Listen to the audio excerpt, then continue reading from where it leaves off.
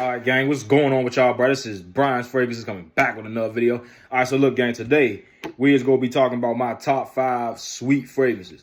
So let me just explain something to you. We all enjoy sweet, gourmand type fragrances. I wouldn't necessarily classify all of these fragrances as a gourmand, but they definitely is on the more sweeter side. Some of these is gourmand and some of these is not. So look, the first scent that we go review is Eau Agent by Parfums and Molly. And I did used to have a full bottle of Eau Agent, but I actually sold it. But I still kept a little travel of it. So what Eau Agent is like a very much cinnamon bomb. It's definitely a cinnamon bomb, and it's giving me vibes of like a baked apple pie with extra cinnamon on it. And this gotta be one of my favorite gourmands that ever be done. When I first smelled this fragrance, I was actually shocked.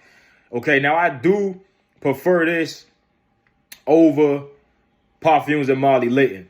I do actually prefer this over Layton, but that's just me. Layton is very, very nice, but I just got Eau Agent. That's just my opinion, okay? I got Eau Agent. Now, a lot of people that choose Layton, I can see why. It's a very mass appealing scent, but Eau Agent is just different, and I got Eau Agent. That's just me. Next fragrance that we got is Riffaquat by the House of Paris Corner.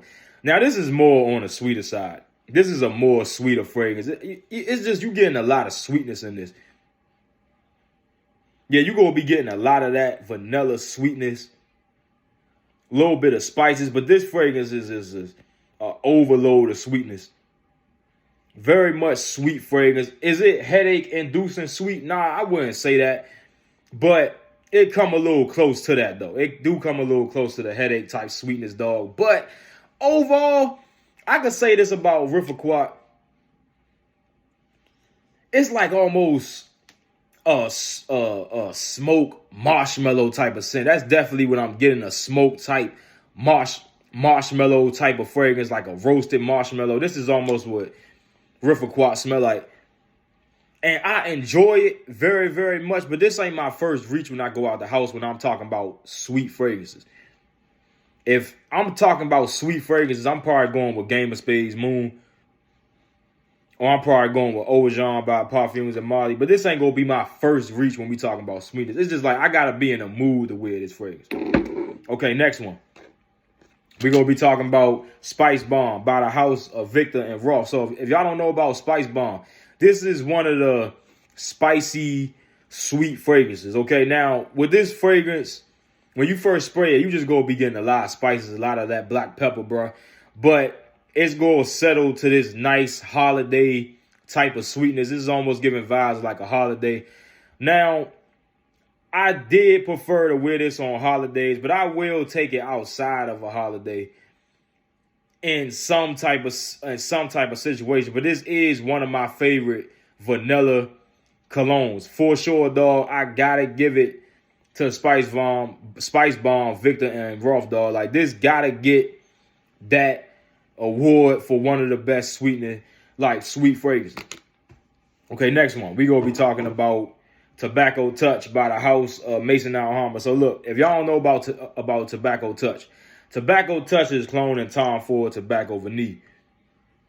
And what this scent is, bro, it's a sophisticated, sexy type of grown man.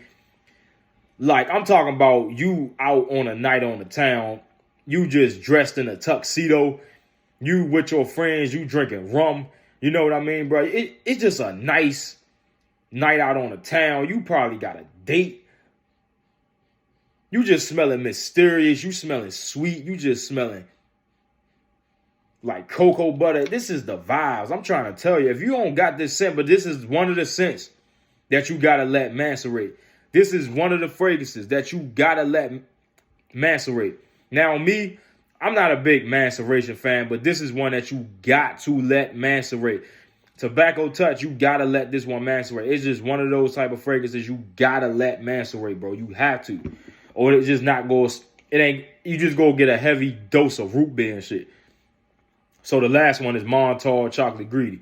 Now, what this giving me vibes of is hazelnuts and chocolate. Now, they like to compare this to Mind Games Double Attack, but let me just tell you something real quick. This smells nothing like Double Attack. These are two different fragrances. Even the chocolate that's up in this don't smell identical to Double Attack. It just don't. Now, with this scent is you getting hazelnut. You getting a little bit of vanilla, but you getting mostly dark chocolate and hazelnut. That's pretty much what you getting. Dried fruits,